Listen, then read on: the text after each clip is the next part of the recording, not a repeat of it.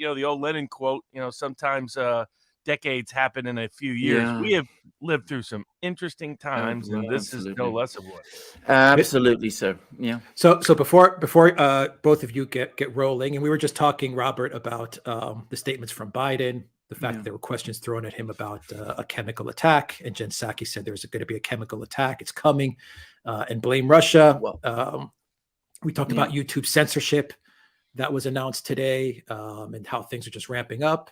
And before we get rolling, I just want to say two things, two questions to you. Where can people find you? Oh, at like with you guys at duran.locals.com. You can find me at vivabarneslaw.locals.com, where there's been a lot of great, robust discussion and conversation and great links about a bunch of things. And, I just saw a brief link about the UN playing the old game of biosafety labs versus biological weapons.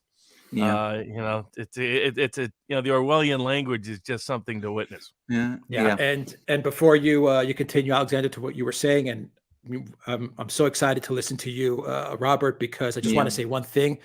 I saw your hush hush that you gave, I believe 3-4 days ago, where you went into pretty much the whole history of what's going on. And I just want to say that was epic. That was a tour de force. I'm going to find that link, and I'm going to put it in the description box down below after we finish this live stream, because I encourage everybody to see that hush hush that Robert gave to his locals community. I believe it's only locals that you give those, correct? Oh yeah. It's only to the locals community. It's the alternative historical take to various events that may either have occurred, are occurring, or will occur. And the first ever hush hush was just that January 6th might not have been what people cracked it up to be, and of course that evidence has just accumulated. So it's a lot of fun. So that was just a great episode, and I will put that link after this live stream. I'll find that link and I'll put it down below. Alexander, Robert, the floor is yours. Alexander, you were talking about the statements from President Joe Biden. Yeah, I mean, exactly. I mean, I think that nobody. I mean, if the Kremlin were to start using chemical weapons in Ukraine, they would have taken leave of their senses, because they have no reason to.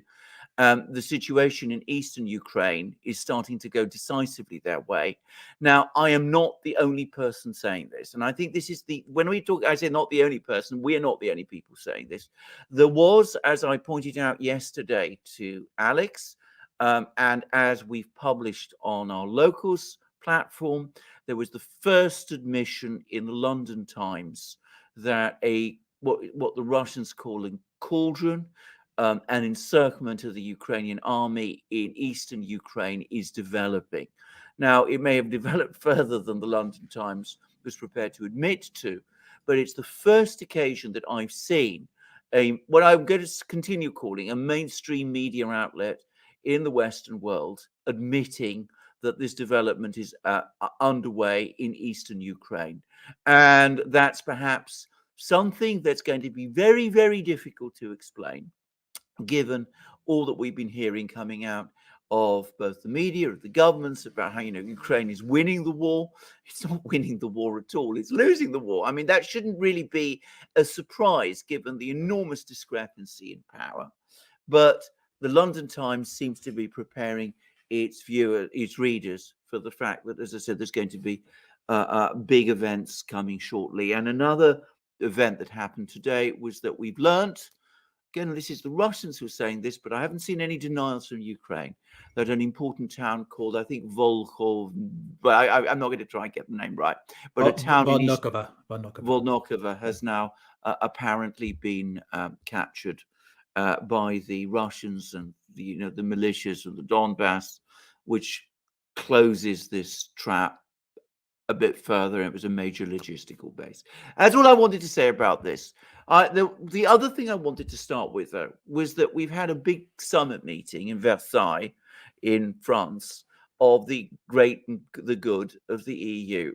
And the thing that absolutely took my breath away was that there was a comment there by Josep Borrell, who is the EU's external affairs high representative. In other words, the EU's so-called quasi foreign minister, except, of course, that he isn't a foreign minister. And he's now saying, I mean, I actually read him to say that offering Ukraine NATO membership was a mistake. I mean, if you'd said this 4 weeks ago or 6 weeks ago, a month ago, we wouldn't be in this situation. I mean, I have to say, calling this a mistake at a moment like this, I mean, it just astonished me. Anyway, they didn't come up with some of the sanctions that people expected. They haven't stopped imports of oil or gas. They haven't. They've come up with a plan to wean themselves off those imports. Nobody believes it. There was a furious article in the Daily Telegraph denouncing them for coming up with a plan that nobody believes in. And the result is that they didn't come up with those sanctions. But I suspect the pressure to reverse that is going to mount over the next few days, especially, as I said, if there's a clear defeat of the Ukrainian military in eastern Ukraine. And I think we've got to be prepared now for a very, very rough ride. Yeah. Robert, how are you seeing things in all of this? Oh, unmute. Yeah. There you go. Yeah, it's been extraordinary watching all the coverage in the sense of this is, I think, the first sort of global social media war to a certain degree. I mean, that you know, social media was around for Libya and part of Iraq and Afghanistan for sure. But in terms of initial entry, I mean, it's been tuned, and social media was really designed for war propaganda. I mean, social media has so much algorithmic manipulation designed to create addiction and emotional patterns. And it's been a little frightening. I mean, the scale and speed success they've had with certain constituencies. I mean, you have social media saying, okay, inciting violence is bad unless it's against Russians. Then it's okay. Then you know, it's like against just Russians generally. I mean, can we just limit it to at least, you know, military or whatever? Nope. No. If you want to go out and whack some Russians, go ahead and talk about it. All all that's ready to go. Not to mention, you know, kids getting kicked out of things, people losing their jobs around the world just because they're Russian, calls for people of mass expulsions from colleges and universities, deportations in some instances. You know, a friend of mine who is Irish had to escape Russia with a Russian boyfriend, and it's trying to figure out how to deal with all this because of the insanity that's taking place in the West. So that's been a little unsettling to witness it in live time and to see how it progresses. But in the same vein, the degree of just overt as to just taking one aspect, the military aspect that you guys have talked about extensively, that the unwillingness to accept that their interpretations of the Russian conflict or Russian-Ukrainian war were wrong is they're just not, they can't accept it. Instead, they have to spin ridiculous narratives about what's happening militarily in order to justify their underlying beliefs about what is happening in the conflict and, most importantly, the purpose of it. Because if Putin is going in and Russia is going in to take over Ukraine and use it as a staging ground to later go into other parts of Western Europe, then you do use a shock and awe type campaign. You do secure all the borders. You definitely secure the Polish border. You don't allow weapons to just continue to flood across that border. You do like what the U.S. has done in every war since World War II, which is you bomb the living hell out of everybody and everything. People have highlighted the fact that the U.S. military lost 10 times fewer people than the Russian military has at this stage in Iraq. The flip side of that is we also had killed 10 times more civilians than the Russians have at this time in Iraq, and that's using the UN's own data. And it's because they can't, in order to say that there never was a shock and awe campaign, that this isn't the Russian military strategy, was to concede that the political objective wasn't the one that they said it was. I mean, those of us who didn't think Putin would go in or Russia would go in was because their narrative was he was going in for the purpose of conquest, for the purpose of dominating Ukraine, for the purpose of rebuilding the Soviet Union and the Russian Empire. That was never true, and it's still not true. And the way he's gone in militarily proves that even further. He's going out of his way to avoid civilian casualties, even at the expense of Russian soldiers. I mean, you could save a lot of Russian lives if you just didn't try to go in and do almost, I think the way you described it, Alexander, is almost a quasi-police action using military. is accurate. Now, that increases the risk to Russian lives. It's also going to make things go a little slower, but that conforms to what they want in order to make diplomacy effective. I mean, if you do like the EU and the West did, and you just do all your ammunition in the economic war at once, you don't have any place to go. There's no place to escalate. You've forfeited your diplomatic tools. Exactly. Your leverage has disappeared. Whereas if you go in slow and say, well, we'll go a little bit further unless you settle, and we'll go a little further unless you settle. That military diplomatic correspondence, it just can't work within the West narrative of Putin. It's like the whole disaster of a lot of this relates to the utter absence of strategic empathy being taught and being used as a skill set within the West diplomatic corps and intelligence analytical corps. But of course, you can't use strategic empathy if to do so would undermine your demonization and caricaturing someone else. You can't hate Putin if you come to understand him. And so you can't use this critical tool, which means you can't understand your purported adversary, which means you can't predict what he does will do, and you can't explain what he has done. And that's what it seems to. It's a combination of this is really a globalist nationalist fight being fought on just between these two countries as a backdrop, but also it's due to the incredible ineptitude and incompetence of Western elites. And it reminds me of like right leading up to World War I. They always want to use the World War II script. Everything's compared to Hitler or Stalin. Nobody's comparing anything to all the other wars that were disasters or debacles over history. But it reminds me, going to World War I, the Ottoman elites, the British Empire elites, the Russian Empire elites, and the German Empire elites. You guys do that great history series. You go back and you dig into those things. They all screwed up. I mean, they managed to kill their empires in 5 seconds. Did we lose Alexander? Yeah. He'll come back. He must have pressed the button. So, I mean, you look at that, all of those, I mean, can you imagine killing empires that had been in some cases centuries old in about a decade? And that's what the British, the Russians, the Germans, and the Ottomans all managed to do within a single decade. You go back and study a lot of the books and text for this. It's because their elites completely misread it. I mean, the worst misreading was by the British.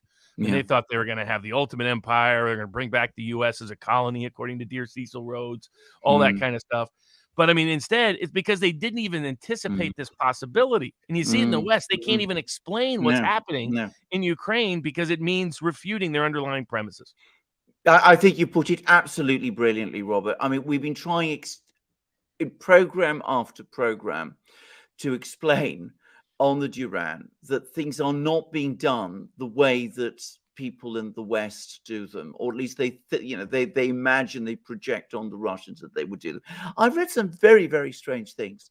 I read, for example, an article somewhere, I think it was on the Rusi forum, which is a sort of military forum connected to NATO, but the idea that that the reason that the Russians haven't bombed Ukraine to pieces is because their air force isn't up to doing it. They don't have a big enough air force.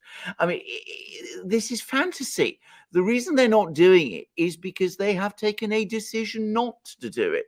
Now, they've taken that decision because they have a political objective, and they see that political objective that taking that kind of step would contradict achieving that political objective. But of course, we don't want to accept that there is a political objective that's different from the one that we think. And we just don't understand that. And the other thing I think, which is important to say, and it's a point that it's embedded in your points, is that the Russians are doing diplomacy and war at one and the same time. Now, that's not what we've done in the West, well, for as far back as I can remember. We don't simultaneously fight and negotiate with someone. We don't attack Iraq, invade Iraq, and negotiate with Saddam Hussein at the same time, or do the same in Afghanistan. We didn't attack Afghanistan and at the same time sit down and talk with the Taliban's representatives. That's not what we do. Now, because we don't do that, that doesn't mean that others might not do that. And of course, that's exactly what the Russians are doing, because for them, much more perhaps than for us, war is indeed an extension of politics. It's politics by other means. It's diplomacy by other means. So you move into Ukraine, you put enormous pressure on the Ukrainian government, you make demands of that government, which it would never have made in peacetime. You change the frame of the discussion, and that's your political objective. And when you have people like Josep Borrell coming along and saying, well, it was a mistake to offer NATO membership to Ukraine. Well, he would never have said that a month ago. So you could see how, or even in that small way, taking this kind of step has achieved already particular outcomes. And by the way, on the point of casualties, one of the important things always to understand about Russians, the Russian way of approaching things, is that they are prepared to accept losses in order to achieve their objectives, which we are not able to do. And that is a fundamental difference in our societies. So the Russians are prepared to take losses, and that affects the way they conduct war in order to achieve their objectives. Whereas for us in war, minimizing losses is the overriding imperative. And that's, again, not the Russian way. Yeah, no doubt about that. And the other thing I think they made a mistake of was isolating Afghanistan and Chechnya and not recognizing those were deviations rather than the norm for a Russian military approach, and especially for Putin. Yes. I mean, like they didn't recognize what Putin learned from Chechnya. He inherits it from Yeltsin. Initially goes in, and again, while they bombed Grozny, they didn't do it with air power. I mean, that's the other thing. Some of these dumb statements. Oh, they're not. They can do it from the ground. If they want to bomb it's like when these accusations. Oh, they're trying to landmine the humanitarian corridors to kill the civilians when they come out. They're trying to bomb children's hospitals. They're trying to set off nuclear. It's like, why? If their goal was to do that, they would just do that. There's nothing limiting their capacity to bomb the living dickens out of anything through the air or on the ground. I mean, they've proven that in the past. But I mean, what Putin, and then that's the problem with all these obvious false flag staged events. But when you throw in a corrupt grifter Ukrainian regime with some aspects of a Ukrainian military and the neo-Nazi aspects that this may be a do or die occasion for, and people forget, I mean, the Azov battalion recruited from literally around the world. So are you a neo-Nazi? Come to Ukraine. I mean, they're advertising in Brazil, for crying out loud. So, I mean, where there might be some sons and grandsons of some prior escaped Nazis, thanks to the U.S. But if there's going to be false flag or staged events, it's going to come from Ukraine, and they've already tried 3 or 4 of them. I mean, the president, Zelensky himself, going out there, he's reading different scripts on different days. Apparently, he reads different scripts for different interviews. That's why you get one script over here, then the next polar opposite over here, then over. It's because I guess he's got a different script for this one. Okay, here's my reading points. Probably one of the most pitiful presidents and political leaders in world history during a conflict, and it's so sad that Americans are celebrating him. The lefty female thirst that's promoting him as the next Andrew Cuomo, and how did that work out? I remember all the Cuomo memes of, oh God, I just Michael Avenatti before that. The View was like, oh my, and now they're doing it after Zelensky, who I do think, and we can talk about this, also as whether or not he has a Batista style exit plan. They already got the homes and the condos and the reality TV and the movie deals lined up for him. And what you said the other day, in terms of there being potential, special units that may be ready to pull him out at a moment's notice. That I'll just say that's a reasonable inference, but not going any further detail. But it's been extraordinary that they complete. Increasingly, I'm coming to believe that it isn't just propaganda. A lot of this military spin, a lot of this interpretation by the media of Putin, but a lot of them really believe this inane and insane ideas. That like you go through some of the Twitter threads of these guys that work at the think tanks and their interaction with each other, just like the message boards you're talking about. They say some of things that shock me in terms of how dumb they are. Yeah. And it was like they really believed. There are people that have high-ranking think tank positions that are part of this whole campaign, part of the intellectual architecture, if you will, who are predicting that Russia would fold within 2 weeks because of how the economic sanctions would just crush them, and that they would have to leave with their head between their legs from Ukraine because of the regime change that would otherwise come. And it's like, where do these people live? It's like, that's not even close to accurate. As you point out, Alexander, the Russians are happy with misery to a certain degree. I mean, that's a tough mindset. They're not folding, capitulating, or overthrowing anybody anytime. And least of all, the man that many of them still think. Richard Barris and I just went through all the data on a Monday show, and what are the odds of, this is a man who's got 20 years of goodwill. He's got a lot of political capital with anybody over the age of 30 in Russia because of the dramatic reductions of crime, dramatic reductions of inflation, dramatic improvements in unemployment, dramatic improvement in wages, dramatic improvement in basic everyday lifestyle. In fact, frankly, the best the Russian working class arguably has ever had. Absolutely. So the idea they're going to turn on him overnight because they buy into some Western propaganda, or they can't access Facebook, or and then of course there's the economic misreading. It's like, just because you think, I saw all these, like your casual YouTube foreign policy experts, right? The ones with the YouTube channels that YouTube likes to promote, the legal eagles of the legal world, but in the foreign policy world. And all of them were just buying in hook, line, and sinker to Western analysis. The Russian economy is about to collapse. It's going to implode. Putin's going to be done. He's going to be finished. And without even recognizing basic things like, there's a big difference between the value of the ruble and its foreign exchange. Exactly. And now, can you buy a Mercedes or a BMW easily in Russia? Now, can you go on vacation to Paris? Things that only the Russian elite are doing. Versus, is my food cost going up?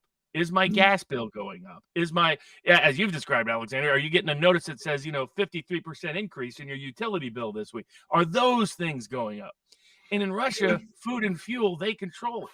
Those things are already priced in rubles. They don't have to import food and fuel like much of the rest of the world's going to find out when they get hit with the real economic effects of these sanctions. So ordinary Russians, like, I went back and looked at 2015, where inflation went up by about 16% after the first round of sanctions, but most of that inflation was in luxury goods. You looked at ordinary foodstuffs, it was within the same range it had been for the last 15 years. And he's maintained very good inflation rates, balanced budgets, good reserves, low external debt, all of those things. All these conservatives say they like. That's why it's ironic to hear these conservatives who hate him.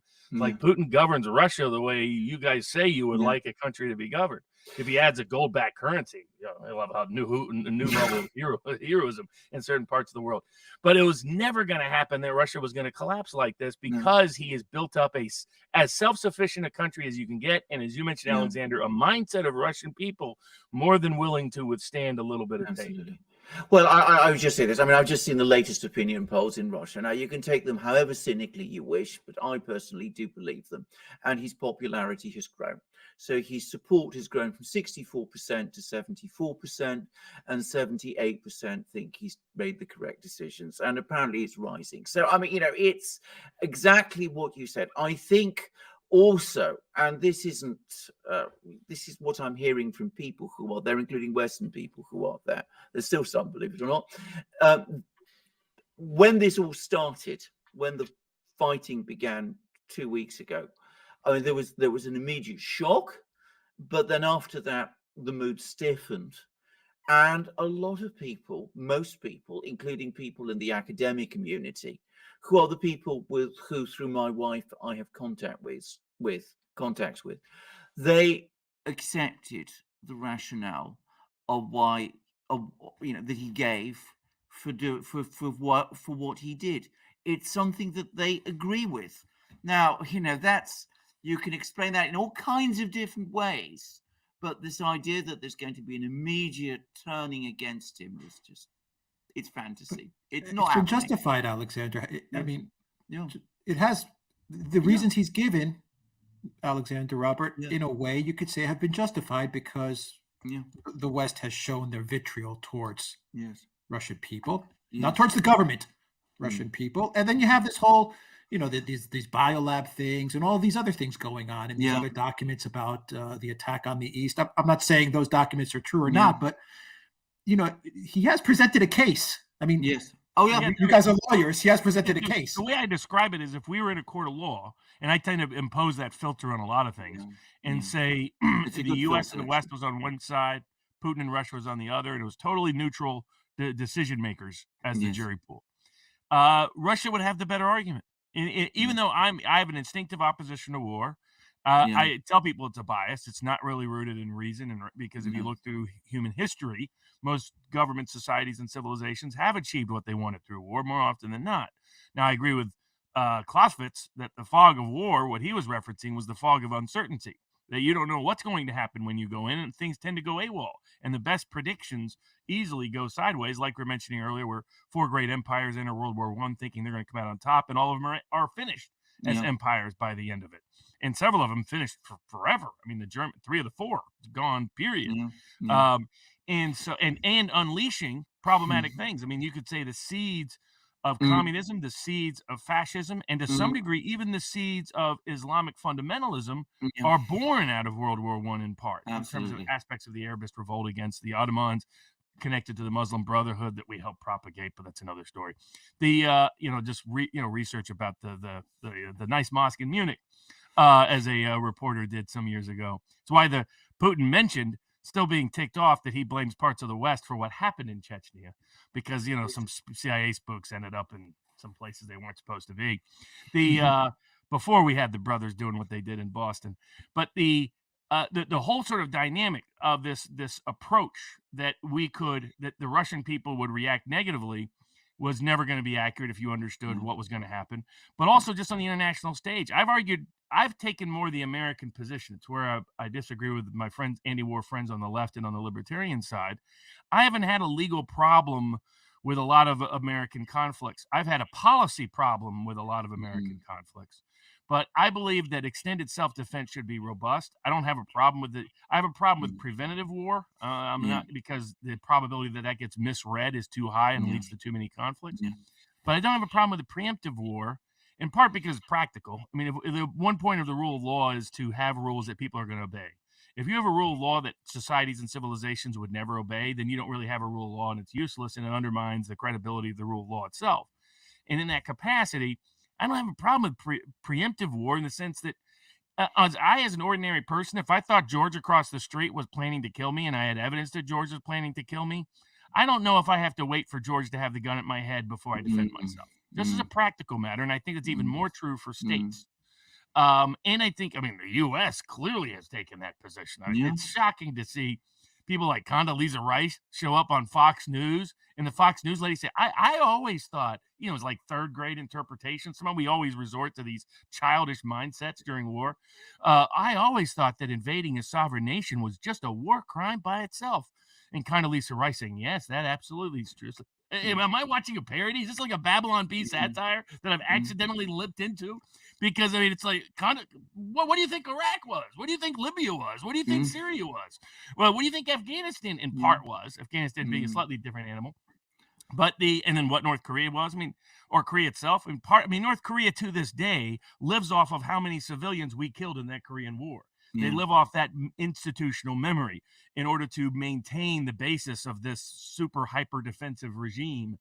And it's because we killed 1 out of 5 civilians in the North Korea during that war, because we were brutal. We were vicious. And then you see these British reporters get on there and tell Lavrov he's going to be up on the War Crimes Tribunal. It's like, is she British?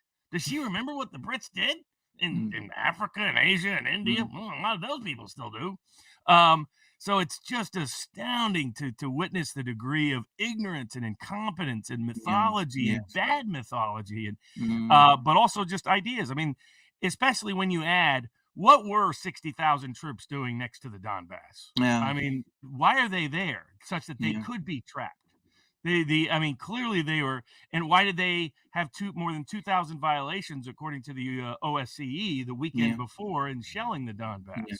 They'd already made it a shell of a country, a shell of a region anyway, over the prior 8 years, 14,000 or so killed, mostly civilians, many of them children. British reporters didn't seem to care about those kids. No. Why were they there, number one? Number two, what exactly were they doing on the nuclear side? Well, what was going on? Clearly the Russians think something was going on in terms of how aggressively they secured the Russian nuclear plants beyond maybe false flag staged events. And 3, obviously, we did have a bunch of biolabs. And for those people out there, you're going to hear a lot of stuff in the media, like you hear the UN today, that there's no biological weapons labs. This is because since the 1980s, when various treaties were passed, various U.S. domestic laws were passed, most biological weapons are illegal under U.S. law, domestically or internationally, for U.S. purposes, for a range of reasons. The way everybody gets around them is they say they're not, even though they're doing gain of function research, and this is level 4, which I always love, it's BS, because biosafety, so it's like BS level 1, BS level 2, BS level 3. These guys are just, their names are amazing. But is that they claim, well, we're trying to develop a biological weapon so that we can develop a cure for that biological weapon, which never makes any sense, because what's the likelihood some other biological weapon by your factory, by your enemy, is making the exact same weapon that you're making? No, it's to design a weapon, and they do want a vaccine so that they only kill the enemy. I mean, that's what this is. And everybody kind of knows it. The greatest legal mind on this is Francis Boyle, a law professor at the University of Illinois, helped draft the U.S. law on the subject. The U.S. media won't let him anywhere near institute. I mean, he's more blacklisted than Chomsky is from mainstream press because he has detailed all the violations that have been occurring over the last 35 to 40 years in this precise space. For those Americans that don't know it, I mean, just go Google San Francisco when they decided to test out, dropping some things in the air. And unfortunately, some people ended up in the hospital, or check what they did with the New York subways. Or, I mean, this is an old habit. Check what they did with cancer patients. You don't just have to look at Tuskegee to look at the experimentation. Look at mustard gas in World War I. There's a wide range. Look at Agent Orange, of course, in Vietnam. Look at whatever happened in the major first Iraq War. All of these dynamics, there's a history of it, and they disguise biological weapons as biosafety labs. The fact that we had as many as it turns out we did, and in a poor, rundown, grifter country like Ukraine, the only reason you pick a place like Ukraine to locate those kind of things is you think you can get away with more than you could in another region, in another location. And so, I mean, and whether he had this evidence in advance or not, he played his cards very close to the vest. They didn't disclose. He didn't do your typical Western propaganda thing. Right. And it tells you something about Putin. The politically smart thing to have done would have been to have waited for the Donbass to be assaulted and attacked. Now, the consequence of that might have been that those people would have been wiped out that were still there by the time Russians could get in.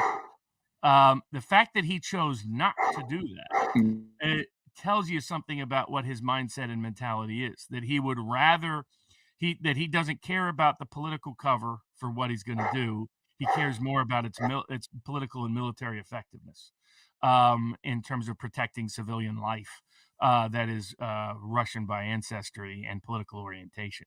Indeed, if you look at where Russia occupies on the map so far, where they went in to dominate land-wise, it overlaps almost directly with Russian ancestry, with Russian language-speaking regions. You can go back to the 2004 Ukrainian election. And other than the region around Kiev, the rest of the areas where the Russian army has been able to easily enter corresponds to where the pro-Russian candidate, quote unquote, had the strongest support. And they tend to follow that track. It shows that Putin understands Ukraine. And there was a poll in Ukraine. And as you mentioned, Alexander, there isn't much. Where are the big protests in these regions? Where's the big personal pushback? Well, there was a poll taken back in January, and it asked Ukrainians, would you, 1, fight back militarily? 2, would you go and protest, strike? Would you 3, leave? Or 4, would you do nothing? And in the East, it was less than 20% would even protest or fight back. I mean, they'd already said in the poll, a majority said they would either leave or they would welcome him. They wouldn't have a problem with it. Exactly. And that's mostly what's frankly happened, at least in the regions they have. Exactly. So far. Exactly. If they were to go far to the west, it would be different. There would be real opposition, but that they've shown no indication so far. Here I have to say I disagree with people like Scott Ritter, for example. They've shown no indication so far that they're interested in going to the West. They're confining themselves to the eastern regions. They're fighting in those regions. And at the same time, and this is the thing which, as I said, has puzzled and bewildered everybody, they're negotiating. Now, I'm going to make an observation here. Robert is a lawyer. I've been a lawyer for much of my life. We perhaps understand that, maneuvering and taking strong positions and fighting things throughout, as we do in court, you can negotiate always at the same time. So perhaps this isn't so difficult for us to conceptualize. If you're talking about people in the media, though, they don't understand this in any way. And I think this is where they go wrong.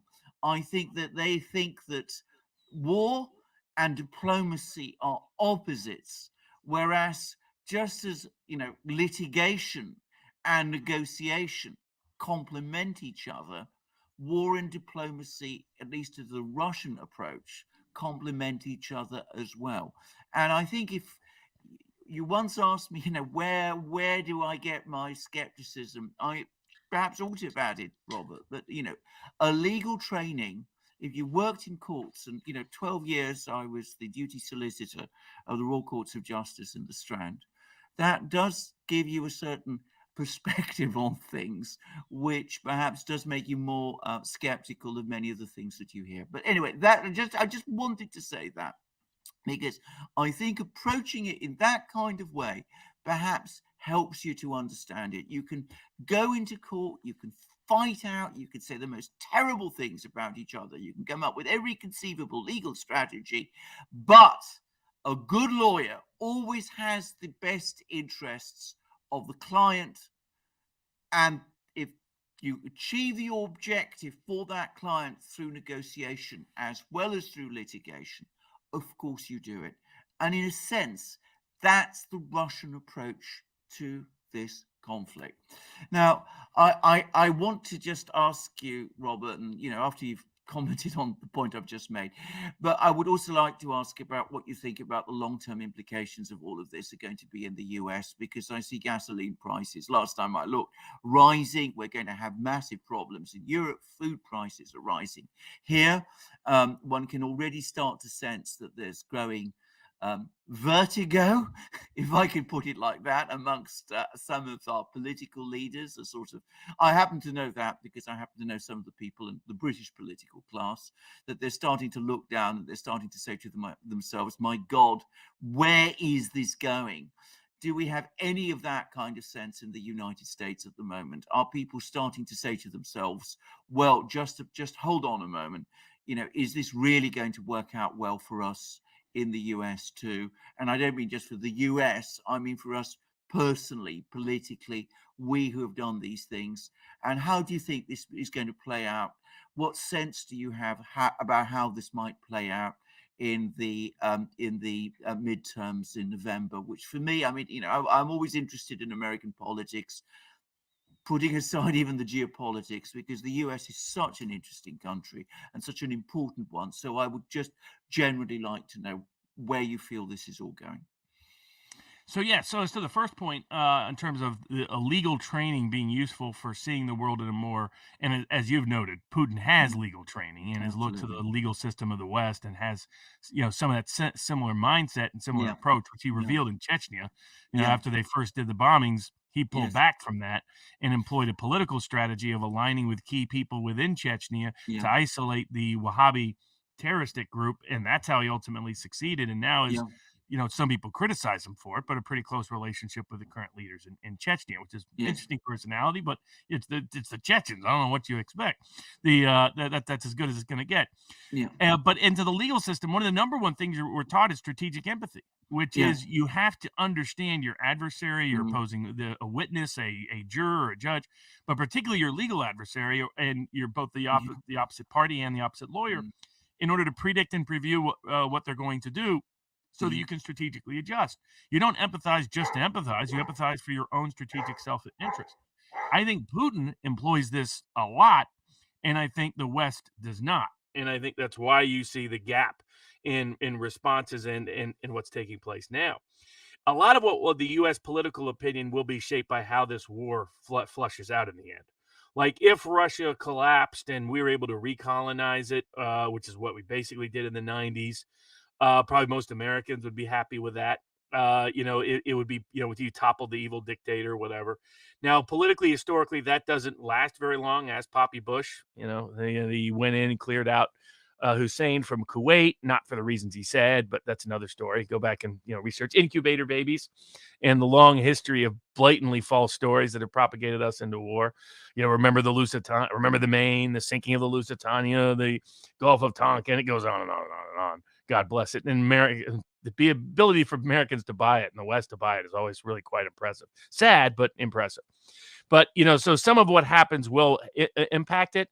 But, Poppy Bush, even after he toppled Hussein in the sense of moving him out of Kuwait up to 91% approval, lost re-election less than a year later.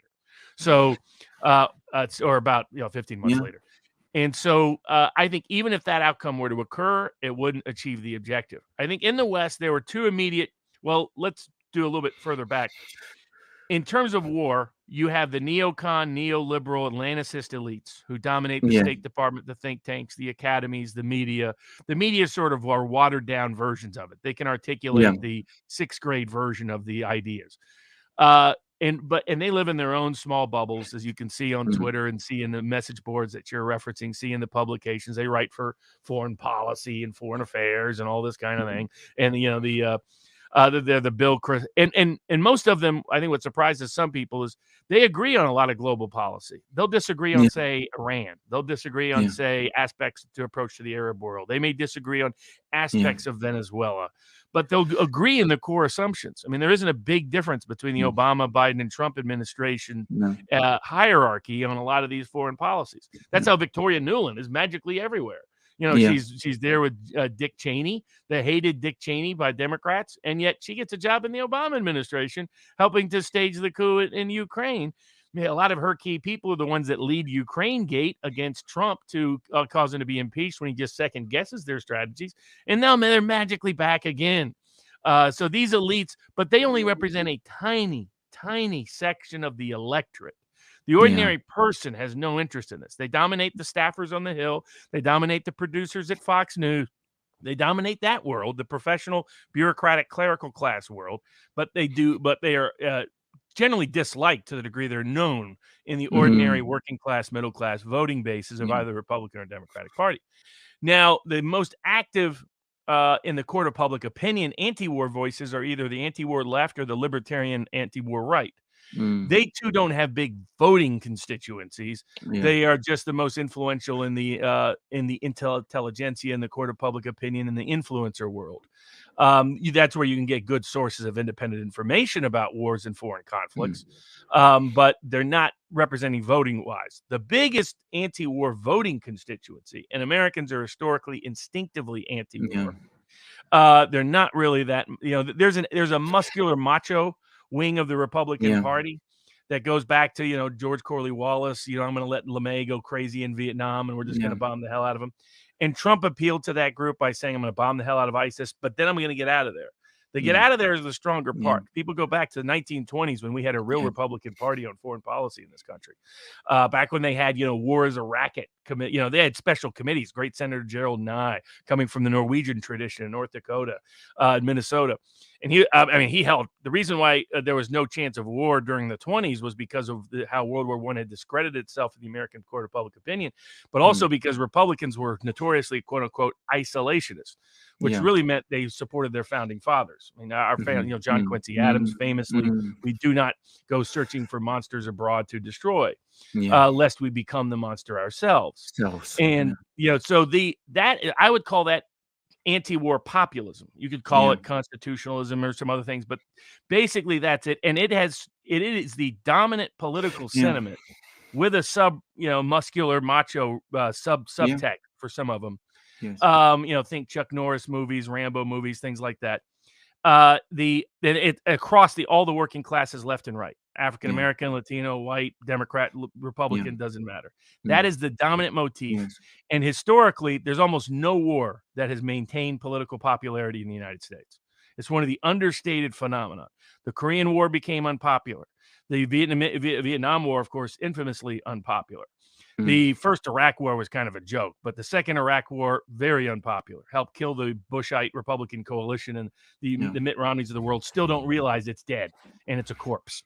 The only skepticism of Obama gave him a chance in that election in the first place. Despite the neocons saying, "Hey, Mitt Romney should be the new nominee." These people are actually saying this on the political right. You know, people like Chuck Ross and some other losers. But that political populist streak is reflected in the fact there's a lot of skepticism of war. I mean, I come from the very bottom of East Tennessee. East Tennessee mountains, the only time they used to vote was when it was against a war, whether it was the Civil War, World War I, or World War II. They're like double their turnout. That is the strongest streak, and that's large parts of Appalachia. It's the old Scotch Irish. They're kind of like the Cossacks and Chechens of the Russian world in their own way. Very fiercely independent. Don't like to get involved in foreign conflicts in the U.S., especially because they figure they end up on the losing end of that stick. You go to that populist constituency on both the Democratic and Republican side, and they're likely going to, their instinct will be to be skeptical of the war. That enhanced when they saw two things happen. When the same people who pushed COVID mania in the social media world started pushing war mania, there were a group of people who hadn't spent any time studying Ukraine and Russia, but, you know, bought into the caricature of Putin as this, you know, tin can dictator from Russia, who are like, hold on a second. Why are these people telling me I've got to go to war? And then the second backup was seeing who the lineup for the war was. When it was George Soros, Klaus Schwab, Hillary Rodham Clinton, Mitt Romney, little Marco Rubio, the European Union, these NATO elites, it's all the people they hate. And I was like, whoa, hold on. They're like, that got people walking back, you know, the Clinton Foundation starting back up so they can get back in on that Ukrainian grift. That's when a lot of people, and then there were people who remembered the Hunter Biden story, the long history of Ukrainian corruption involving the Biden family. So that, in what I would call the influencer portion of that populist base, started pushing back. You even have someone like Jack Posobiec, Polish, long history of Poles and the Ruskies not getting along.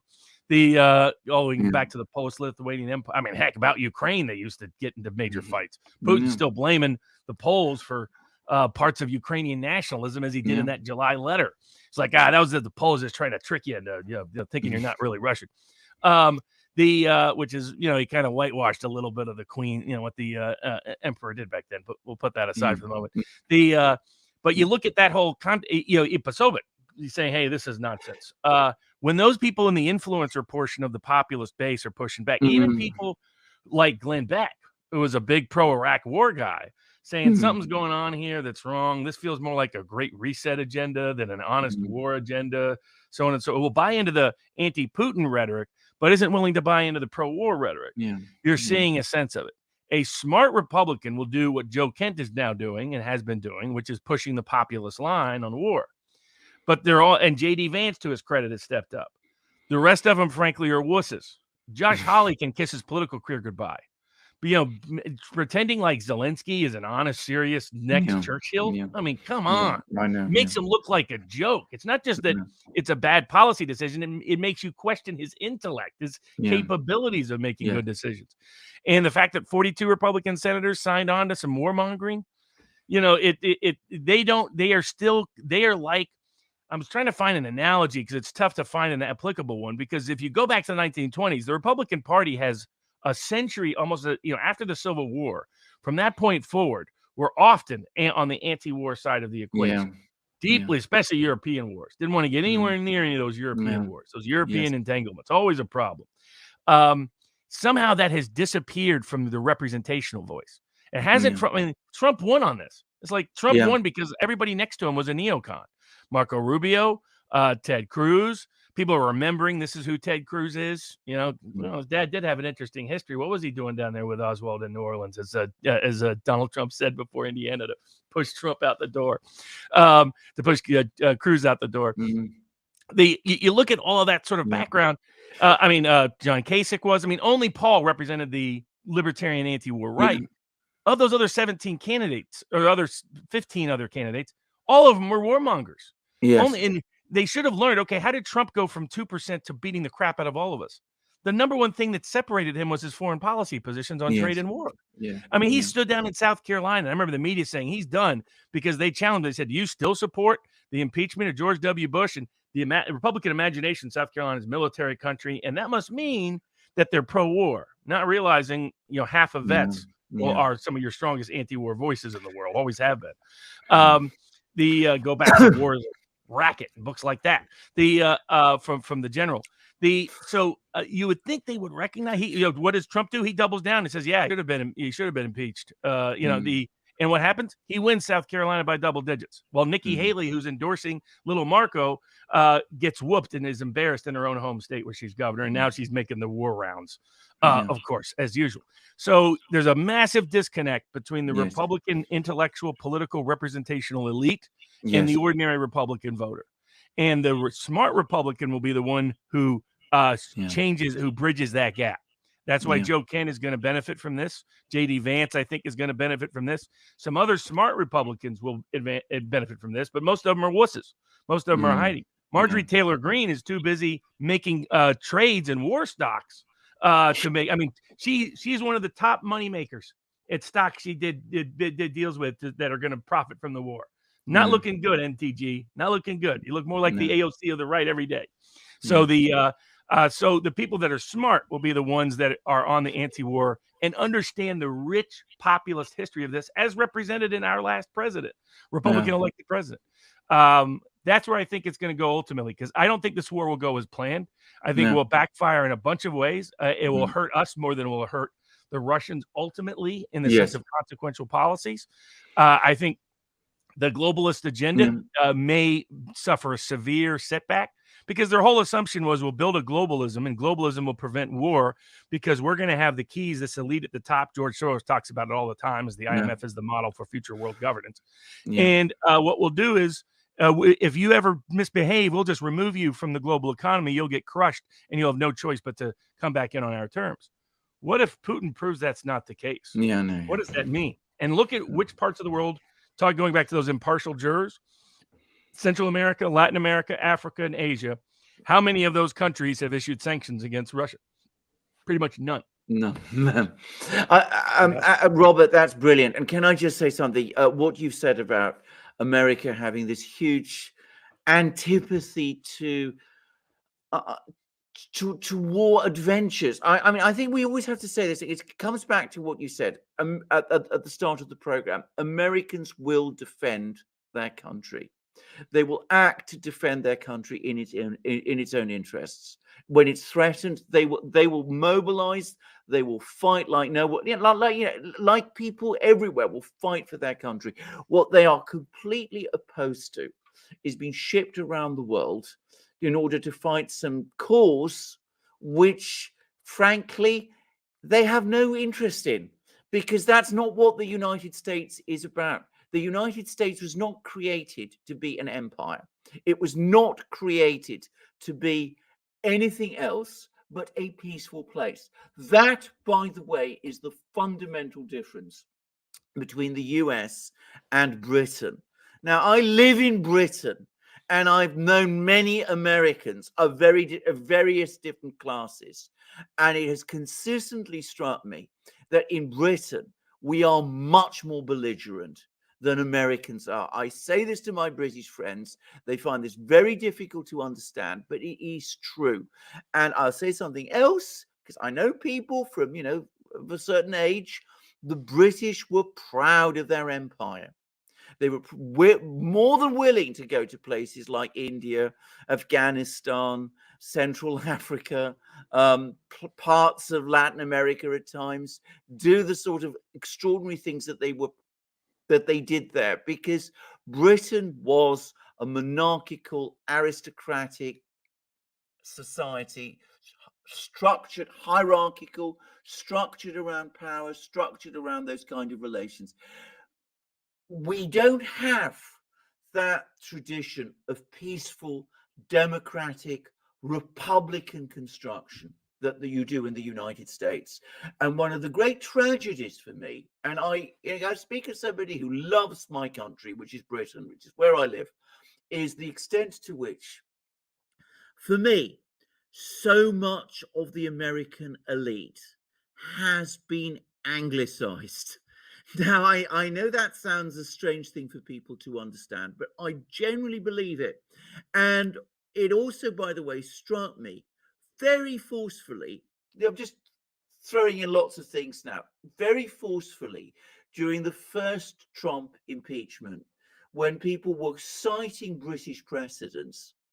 And they were citing British precedents in impeachment proceedings in Britain as if we're talking about the British Constitution when we're talking about the American Constitution, which is a completely different thing. It is utterly different from anything that we have in Britain. And our entire legal, conceptual, philosophical, political tradition is utterly different from it. And it astonishes me the extent to which we in Britain have been able to capture intellectually so much of the American elite. If you're talking about neoconservatism and neoliberalism, be under no doubt about it, the origins of many of these things you can find not in some of the places that people say. They actually originate in Britain. They are part of the sort of outlook that the British elite historically had when they were rulers of the earth, or a quarter of it, and when they started to sense that their power was diminishing, and they said, well, who are the people who will keep us going? And they turned to the Americans. And that goes way back. I mean, you can talk about the turn of the 20th century. You talk about the Pilgrim Society. The Rockefellers modeled themselves after after the Rhodes Roundtable in part. The Council on Foreign Relations was formed in part related to that. There was a deep alliance between those groups, between sort of the Rhodes British Empire groups and American elites. And some of those American elites had foresight. They thought, well, we can replace the Brits in the empire structure. But very much, you're absolutely right, very much Anglophiles at heart. And particularly in the sort of the old Yankee elite, and then the WASP elite that took over the CIA and sort of whether you call it the national security state or the deep state or the military establishment, whatever you label it, they're the ones handpicking the first roster to Bilderberg in 1954. So these are the Dulles brothers, and they look to the British as their model. And very different than the ordinary American. Not only do you have sort of the old working class populism that goes all the way back to the backcountry, a lot of Scotch Irish, no fans of the Brits for various reasons, going back to your Rob Roy days. And then you have the Irish, your big, again, not necessarily big British fans, right? So these were the working class political base of each party, totally different than this sort of old Beacon Hill Brahmin elite that the Kennedys waged war on from the time they were kids going to Groton and those kind of schools. And it's very much so that you have this small elite that very much looks to the English Empire as a model, really British Empire as a model, and you have the ordinary everyday working class American that's got no interest in it whatsoever. And you can gin up a fake poll. You can say, oh, hey, are you for a no-fly zone? Okay, it means less war. Okay, sure. You'll get 75% support. If you ask, are you for sending your son over to Ukraine to free the people of Ukraine from Russia? It's going to be 80% no thanks. That's where, and America was proud of its independence and not being involved in every other country's wars. And it goes back to one of your earlier points you made. One of the reasons why American military strategy will sacrifice foreign civilians before they'll allow one American to die is because politically they know their DOA when the body bags start coming home with Americans in there and those American flag draped coffins. The W administration and others shut down film cameras even being able to film that because of how politically impactful it was after Vietnam, and partially also really during World War I and during the Korean War. Both very unpopular. One of the big myths is that wars are popular in America. Not really. No. The media and the elites do a good job of keeping Americans in the dark, so they don't know how many civilians we killed in the bombings of Somalia or Sudan or Serbia or Libya or Iraq or Syria or anywhere else. But down deep, if you look at these wars, as soon as Americans start dying, as soon as Americans start hurting, if it doesn't directly impact American security and safety in their minds, they're off the war train fast. I agree. Even right now, quarter of Republicans refuse to support anything related to Ukraine, which should have been a red flag to the Mitch McConnell warmongers up there and the Josh Hawley types who think he's the next president. This is not so popular.